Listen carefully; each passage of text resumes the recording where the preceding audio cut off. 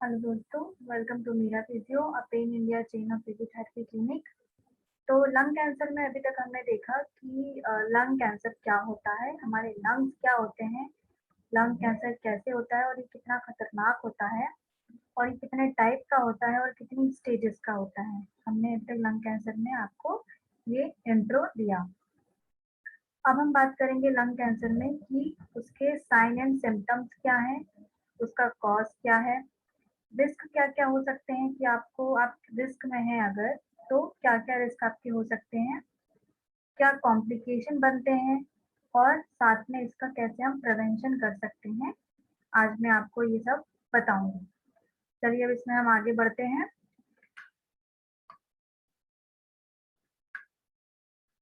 तो हम सबसे पहले देखेंगे कि अगर आपको लंग कैंसर होता है, तो आपको क्या-क्या चीज़ें देखने को मिलेंगी। सबसे पहली बात तो ये कि जो आपके मैंने अभी टाइप बताए थे लंग कैंसर के, non small cell lung cancer और स्मॉल सेल लंग कैंसर, दोनों के जो सिम्पटम्स आएँगे, जो लक्षण आएँगे वो एक जैसे होंगे, ठीक है? तो सबसे पहले हमें कफ में बदलाव दिखेगा, बहुत गाढ़ा, जटिल, हमें ऐसा कफ हमारे मुँह से निकलेगा या हमें ऐसा महसूस होगा कि हमारा कफ जो गले में फँसा हुआ है बहुत गाढ़ा और जटिल है, ठीक है? और साथ ही साथ कफ के साथ में आपको खून भी आ सकता है, ठीक है? और जब आप साँस लेंगे, स्पेशली कब? जब आप गहरी साँस लेंगे, आप हँसेंगे या फिर कफ करेंगे, खाँसी चलती है, हमारे कफ आते हुए एकदम से हमें खाँसी भी चलती है साथ में, तब बहुत तेज़ आपको छाती में दर्द भी होगा। आपका गला आपको बैठा लगेगा, कर्कश सी आवाज़ आपको लगेगी और साथ ही साथ आपकी जो साँस लेते हैं, वो भरेंगी, जिसे हम साँस भरना कहते हैं, जल्दी-जल्दी साँस चलना और जैसे आप कभी जब तेज़ी से कहीं से चल के आ रहे हैं, तो आप हाँफने लगते हैं, तो उसमें हमें शॉर्टनेस दिखाई देगी ब्रेथ की, ठीक है? तो अर्ली सिम्पटम्स हमें क्या-क्या दिखाई देंगे स्टार्टिंग में? कफ जो होगा जटिल होगा, गाढ़ा होगा, कफ के साथ खून आ सकता है, खाँसते वक़्त, कफ करते वक़्त, हँसते वक़्त, गहरी साँस लेते वक़्त आपको छाती में दर्द हो सकता है, आवाज़ बहती हुई रहेगी और जो हमारी साँस है वो शॉर्टनेस हो जाएगी यानी कि हाँफने लगेंगे हम जल्दी ही। साथ ही साथ सीटी बजाने जैसी आवाज़ आएगी मुँह से, ठीक है? नॉर्मल लोगों में भी ये देखने को मिलता है, किसी-किसी को नेचुरली होता है, पर इन सब सिम्पटम्स के साथ आपको अगर लंग कैंसर के सिम्पटम्स हैं, तो आपको अपनी आवाज़ में सीटी जैसी आवाज़ भी आएगी, खाँसने में, हँसने में एक सीटी जैसी आवाज़ आपको आपके मुँह से निकलेगी। कमज़ोरी और थकान महसूस होगी, भूख नहीं लगेगी, वेट जो है, वज़न जो है अचानक से कम होने लगेगा। साथ ही साथ आपको और भी लंग इन्फेक्शन देखने को मिल सकते हैं आपके अंदर जैसे कि न्यूमोनिया या फिर ब्रोंकाइटिस, ठीक है? तो साथ ही साथ आपको क्या चीज़ देखने को मिल जाएगी इसमें आपका निमोनिया और ब्रोंकाइटिस आपके लंग इन्फेक्शन में आपको देखने को मिलेगा। अब जब कैंसर स्प्रेड होता है, तो क्या होता है? वो एक ट्यूमर बना लेता है। जब हमारा कैंसर स्प्रेड होने लगता है किसी और जगह पे, जैसे लंग कैंसर जब स्प्रेड हुआ, तो वो क्या करेगा एक ट्यूमर बना लेगा। मास जो है कैंसर सेल मिलके एक मास जैसा बल्ब बना लेते हैं, जिन्हें हम ट्यूमर कहते हैं, वो बना लेगा। तो इसके साथ क्या सिम्पटम्स देखने को आपको मिलेंगे और कैसे रहेंगे, वो मैं बताती हूँ आपको। अगर आपके लिम्फ नोड्स में स्प्रेड हो गया है आपका लंग कैंसर, स्पेशली कहाँ पे? गर्दन और कॉलर बोन के पास। ये देखिए, अगर आपकी गर्दन वाले लिम्फ नोड या आपकी कॉलर बोन वाले लिम्फ नोड है या आपकी गर्दन वाले लिम्फ नोड है, अगर यहाँ पे स्प्रेड हो गया है आपका कैंसर, तो यहाँ पे आपको लम्प यानी कि एक बल्की मांस का टुकड़ा अलग से हो सकता है।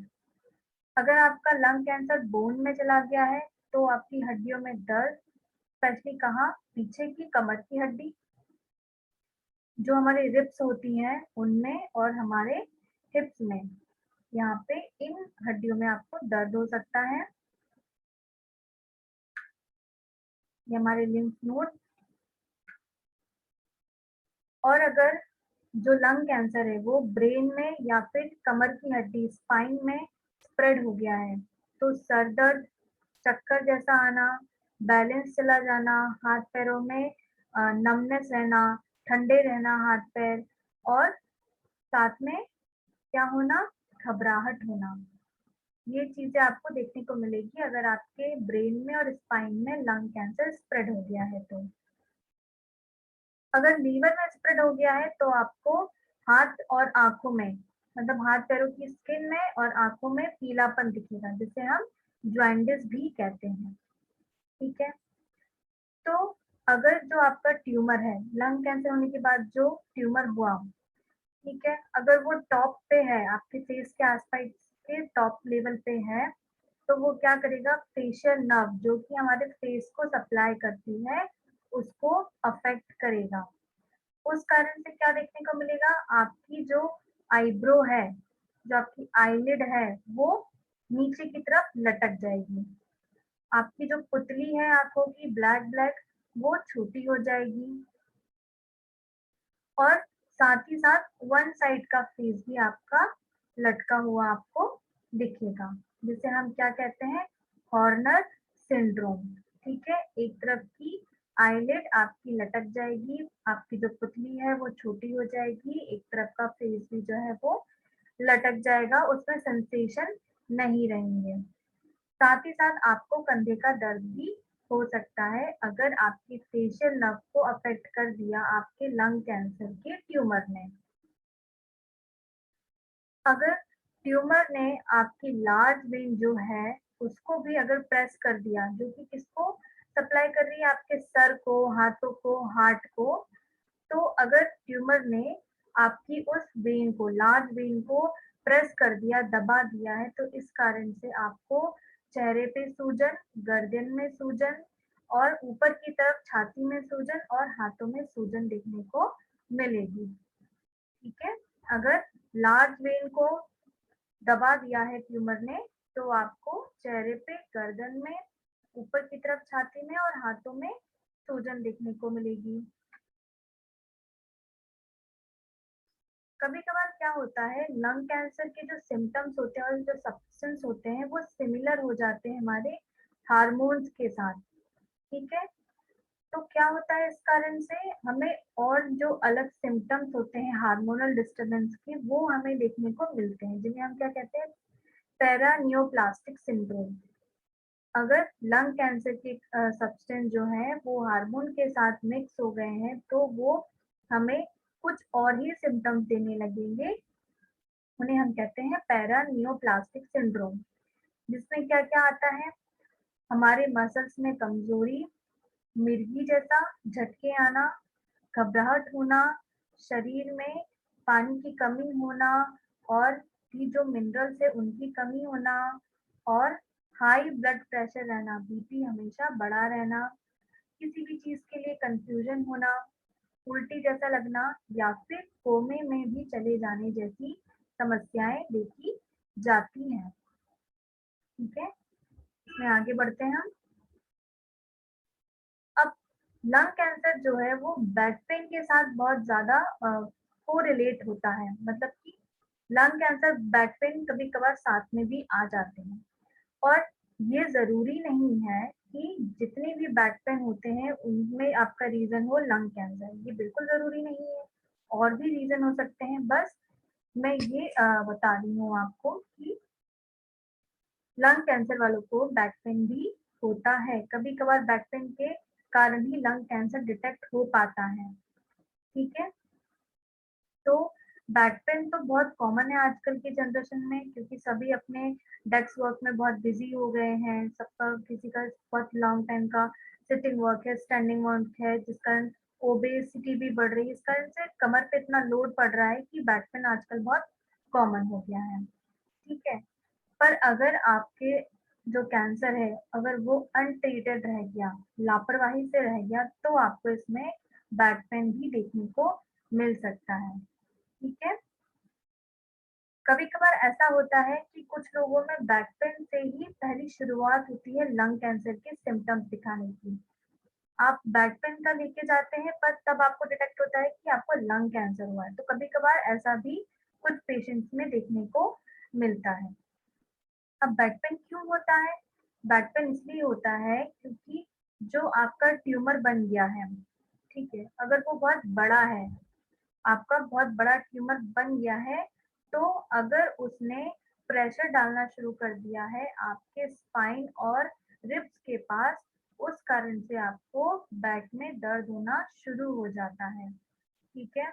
और जैसे-जैसे ये ट्यूमर बढ़ता जाएगा, ये क्या करता है आपके स्पाइन की जो नर्व्स है, जो कॉर्ड है, उसपे कंप्रेशन डालने लगता है, जिस कारण से आपको नर्व कंप्रेशन के जो सिम्पटम्स होते हैं, झुनझुनी, नमनेस, ये चीज़ें आपको देखने को मिलने लगती हैं।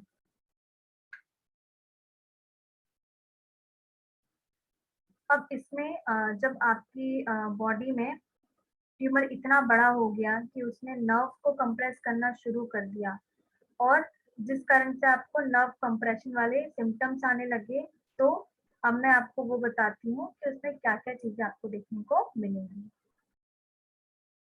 कमज़ोरी बनी रहेगी आपके हाथों और पैरों में, नमनेस रहेगी, आपके जो सेंसेशन है पैरों के और फीट्स के वो चले जाएँगे। यूरिनरी बॉवेल इनकंटीन्यूअस देखने को मिल सकता है, यानी कि ना चाहते हुए भी बॉवेल हो जाना, यूरिन पास हो जाना, ठीक है? और स्पाइन का जो ब्लड सप्लाई है, उसमें भी कमी या इंटरफेरेंस आपको देखने को मिल सकता है। अगर आप बैक पेन को इग्नोर करेंगे या कैंसर को इग्नोर करेंगे तो धीरे-धीरे ये जानलेवा बनता जाएगा, ठीक है? और बैक पेन जो है हम इसे इम्प्रूव कर सकते हैं सर्जरी से, रेडिएशन थेरेपी से, कीमोथेरेपी से। ये क्या करेगा आपके ट्यूमर को छोटा करेगा, सिकोड़ देगा, ठीक है? जिस कारण से जो कंप्रेशन बढ़ रहा है नर्व पे वो हट जाएगा और आपका बैक पेन चला जाएगा। तो कभी भी बैक पेन को लाइटली नहीं लेना चाहिए, हमें हमेशा डॉक्टर से कंसल्ट कर लेना चाहिए। अब हम देखेंगे इसके कॉजेज़ क्या हैं, किस कारण से ये लंग कैंसर होता है। 90% जो लंग कैंसर है वो सिर्फ़ सिगरेट स्मोकिंग के कारण होता है। सिगरेट बहुत जानलेवा है, इसे नहीं लेना चाहिए, इस कारण से ही लंग कैंसर 90% लोगों में देखने को मिलता है। क्या होता है, जब हम स्मोक अंदर की तरफ खींचते हैं तो हमारे लंग भी उसे अंदर की तरफ धुआँ जाता है और वो जो सेल होते हैं, वो जो सब्सटेंस होता है हमारे सिगरेट का, वो हमारे लंग्स के टिश्यूज़ को डैमेज करता है। लंग्स में लेकिन ये भी कैपेबिलिटी होती है कि वो अपने डैमेज को खुद से रिपेयर कर लें, पर कंटीन्यूअस कोई एक ही चीज़ को बार-बार करेगा, तो वो खराब तो होगी ही। अगर हम ये देखें, एक बहुत पुराना दोहा है कि अगर पत्थर पे यानी कि कुएँ के जो होता है पत्थर, उस पे आप अगर बार-बार रस्सी भी खींचते हैं, तो भी जो रस्सी है नाज़ुक-सी, वो उस पत्थर को भी काट देती है, उस पत्थर पे भी निशान बना देती है। ऐसे ही अगर बार-बार आप स्मोकिंग करते रहेंगे, तो एक टाइम बाद हमारे जो लंग्स हैं, उनके रिपेयर होने की कैपेसिटी भी खत्म हो जाएगी और अल्टीमेटली क्या होगा, लंग डैमेज होना शुरू हो जाएगा और इतना बढ़ जाएगा कि वो कैंसर का रूप ले लेगा। एक बार अगर वो डैमेज हो गया, तो फिर वो एब्नॉर्मली बिहेव करने लगेगा, बढ़ता जाएगा और वो डेवलप कर लेगा कैंसर को। जो हमारा स्मॉल सेल लंग कैंसर का जो टाइप है, वो ज़्यादातर स्मोकिंग के कारण ही देखने को मिलता है। एक बार आप स्मोकिंग रोक देंगे, खत्म कर देंगे, धीरे-धीरे टाइम के साथ, वक़्त के साथ आपके जो रिस्क है कैंसर सेल डेवलप होने का वो भी कम हो जाएगा। अगर आप एक्सपोज़र में रहते हैं रेडॉन के तो, ठीक है? जो रेडॉन है वो नेचुरली प्रेज़ेंट होती है हमारे एनवायरनमेंट में, रेडियो एक्टिव गैस है। ठीक है, जो कि कॉज करती है कैंसर। रेडॉन जो है वो एंटर कर जाता है हमारे घरों में, बिल्डिंग्स में, छोटे-छोटे क्रैक के थ्रू ही, ठीक है। और अगर आप इस ऐसे एरिया में रहते हैं जहाँ रेडॉन की फैक्ट्री हो, जहाँ एनवायरनमेंट में रेडन ज़्यादा हो और साथ ही साथ आप उसमें स्मोक भी करते हैं बहुत ज़्यादा, तो आपको कैंसर होने के चांसेस बहुत ज़्यादा होते हैं। साथ ही साथ और भी हज़ार्डियस सब्सटेंस है, खतरनाक सब्सटेंस है, जो साँस लेने में हमारे अंदर आ जाते हैं। अगर आप ऐसे इंडस्ट्रियल एरिया या फैक्ट्री एरिया के आस-पास रहते हैं, तो आपको वहाँ पे जो केमिकल है, उनके कारण भी ये कैंसर हो सकता है। तो इस तरीके को कैंसर कहते हैं हम मेसोथेलियोमा कैंसर, ठीक है?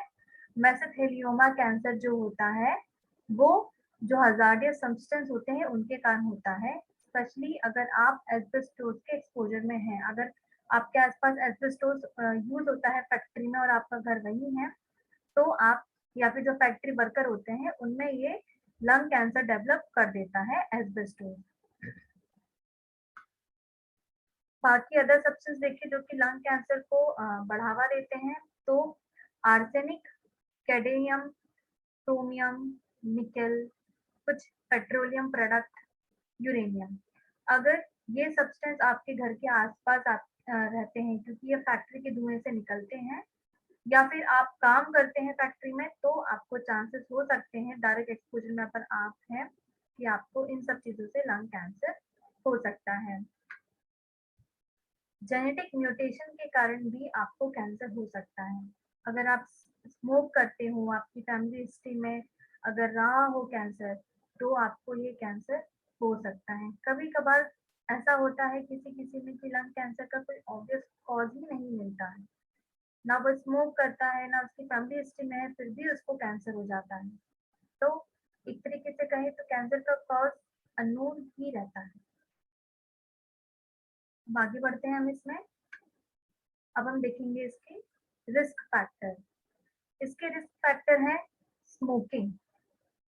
अगर आप स्मोक करते हैं सिगरेट पर डे काफ़ी क्वांटिटी में, तो आप रिस्क में हैं कि आपको कैंसर हो सकता है।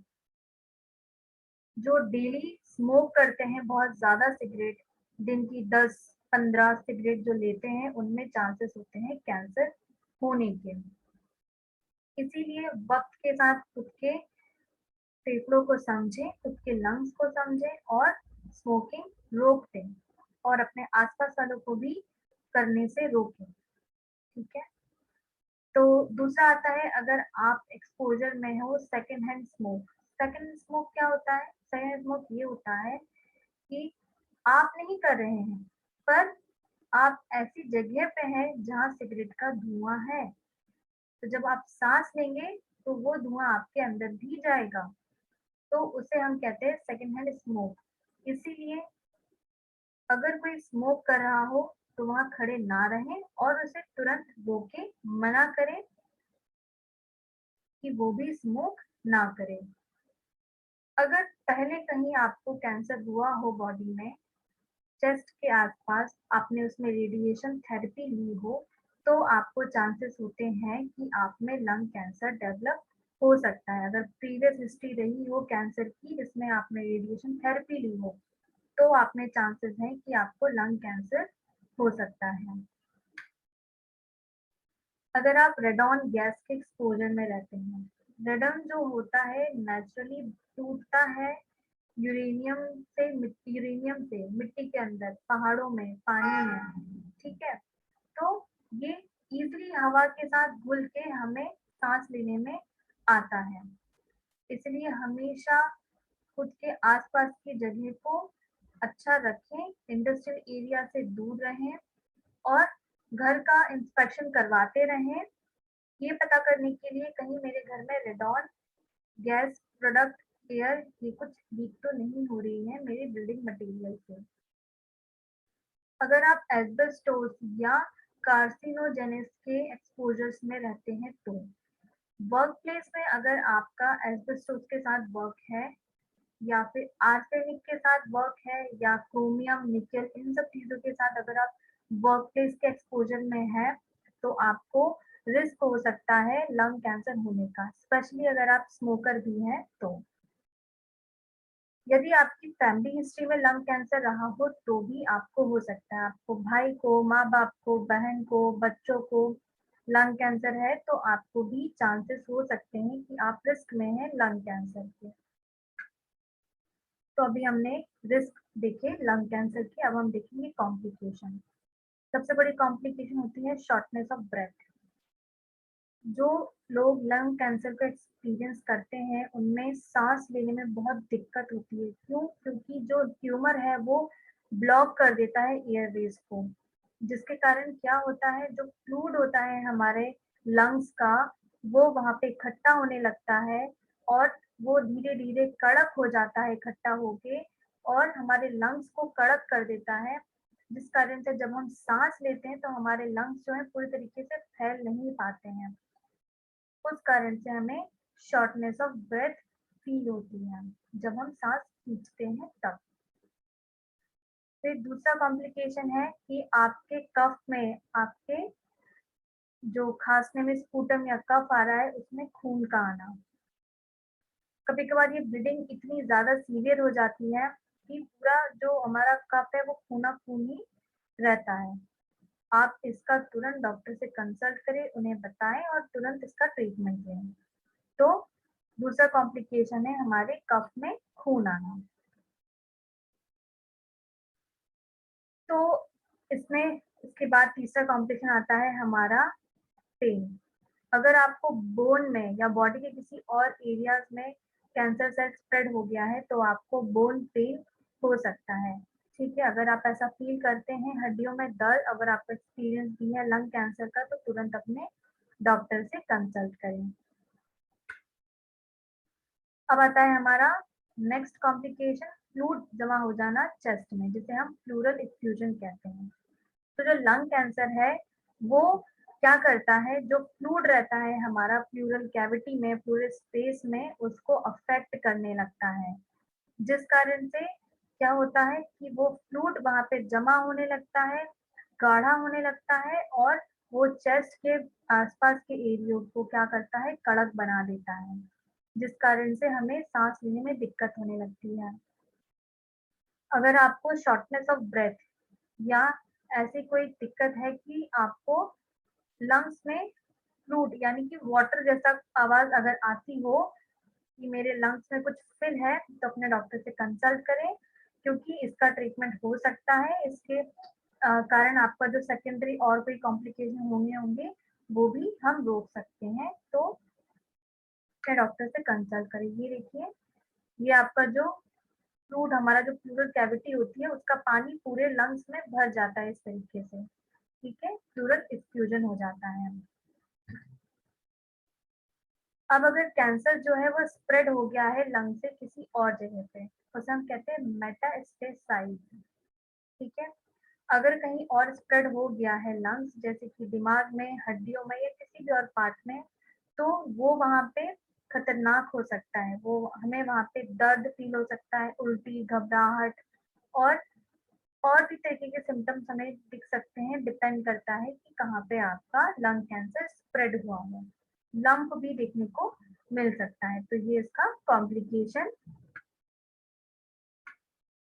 अब हम बात करेंगे इसके प्रिवेंशन पे कि इसको कैसे हम प्रिवेंट कर सकते हैं। सबसे पहला, स्मोकिंग मत करिए।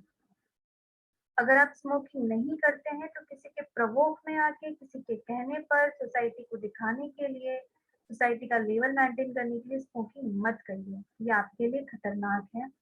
अपने बच्चों से बात करिए कि कहीं वो तो स्मोक नहीं करते हैं, अपने भाई बहनों से बात करिए कि वो तो स्मोक नहीं करते हैं, सोसाइटी को दिखाने के लिए, एक लेवल मेंटेन करने के लिए कहीं स्मोकिंग तो नहीं कर रहे हैं। अगर आपको पता चले कि वो कर रहे हैं तो उन्हें समझाइए लंग कैंसर के बारे में।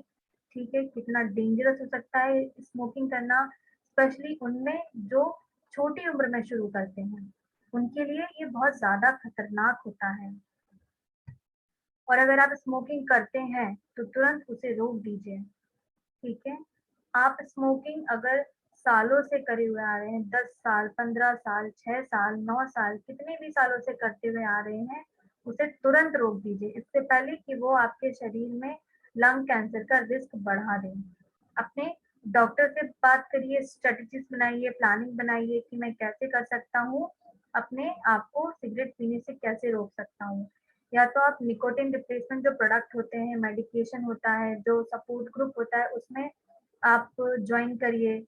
वहाँ पे भी आपको अच्छे से कि आप कैसे रोक सकते हैं खुद को स्मोक करने से, ये चीज़ें बताते हैं। अवॉइड करिए कि जहाँ पे ऐसा एक्सपोज़र हो, कि जहाँ पे आपको सिगरेट पीने वाले लोग मिलें, वहाँ पे मत जाइए, उनको अवॉइड करिए, ठीक है? और अगर कोई ऐसा है कि स्मोक कर रहा है अंदर ऑफिस के अंदर, रेस्टोरेंट के अंदर, बार के अंदर, तो उसे बोलिए कि वो बाहर जाके स्मोक करे। हम किसी को रोक नहीं सकते, पर हम खुद को बचा सकते हैं, ठीक है? अपने घर का इंस्पेक्शन करिए, चेक करिए, करवाइए कि कहीं आप जहाँ रह रहे हैं, अगर वहाँ रेडॉन की प्रॉब्लम है, रेडॉन वहाँ हाई रहता है एयर में, तो अपने घर का इंस्पेक्शन करवाइए, चेक करवाइए कि मेरे घर में कहीं रेडॉन ज़्यादा तो नहीं है, अगर है तो उसका ट्रीटमेंट करिए। साथ ही साथ एक्सरसाइज करिए। हम जितना अच्छी एक्सरसाइज करेंगे, उतना हमारी बॉडी एक्टिव रहेगी और उतना ही हम स्वस्थ भी रहेंगे। तो हमें रेगुलरली एक्सरसाइज करना चाहिए और इसको एकदम से शुरू नहीं करना चाहिए, हमेशा एक्सरसाइज स्लो से हाई लेवल पे जाना चाहिए। और साथ ही अवॉइड करें जहाँ पे कार्सिनोजेनस वर्क प्लेस होते हैं, उनको अवॉइड करें, ठीक है? अगर आप उस एक्सपोज़र में हैं, आपकी मजबूरी है कि आपको वहाँ जॉब करना पड़ रही है, तो आप हमेशा प्रोटेक्शन लें, हमेशा मास्क पहने, फेस शील्ड पहने और साथ ही साथ दूसरों को भी आप अ, आप प्रोवोक करें कि वो भी एक्सपोज़र में अगर आ रहे हैं तो कवर करें खुद को, ठीक है? क्योंकि जो कार्सिनस स्पेस पे जो काम करते हैं, अगर वो स्मोक भी करते हैं साथ में, तो उनमें बहुत ज़्यादा रिस्क होता है कि उन्हें लंग कैंसर हो सकता है। इसीलिए हमेशा मास्क पहनें और जो ट्रांसपेरेंट चश्मे आते हैं वो लगाएँ और खुद को उस एक्सपोज़र में आने से बचाएँ। साथ ही साथ अच्छा खाएँ, अच्छे फ्रूट्स लें, अच्छा वेजिटेबल लें। जितना अच्छा हेल्दी आप खाएँगे, जितनी वैरायटी के फ्रूट्स, वेजिटेबल्स आप खाएँगे, उतना अच्छा आपको न्यूट्रिशन प्रोवाइड होगा, ठीक है? अच्छे विटामिन्स लें, अच्छे न्यूट्रिशंस लें, तो आपकी बॉडी भी अच्छी होगी। साथ ही साथ विटामिन्स की पिल्स को जितना हो सकता है उतना अवॉइड करें। कोशिश करें कि जो नेचुरली विटामिन्स मिलते हैं हमें उन्हें लें।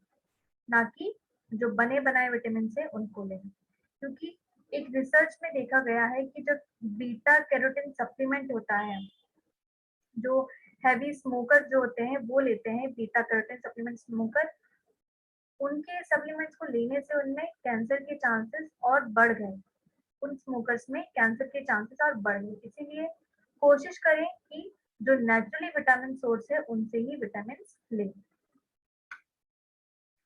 तो ये रहा हमारा लंग कैंसर के sign and symptom, cause, risk factor, prevention और कॉम्प्लिकेशन। मैं आशा करती हूँ कि आपको मेरा ये टॉपिक पसंद आया हो। ये आपको हेल्दी रखने में, फिट रखने में और डायग्नोज करने में कैंसर को मदद करे। Thank you so much.